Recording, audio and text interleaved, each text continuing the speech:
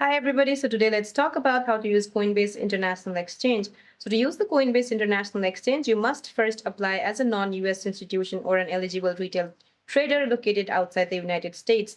This platform is explicitly separate from the standard Coinbase platform and focuses primarily on high leverage products like crypto, perpetual, futures, and tokenized real-world assets.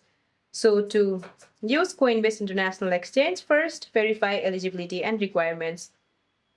Then set up your account, navigate to the Coinbase International Account Registration portal, and then log in via an accounts.coinbase.com business account and select International Exchange as your desired product. Now provide your legal entity name, corporate registration number, tax residency information, and a valid government ID for key directors. Now set up two-step verification using a secure mobile phone number.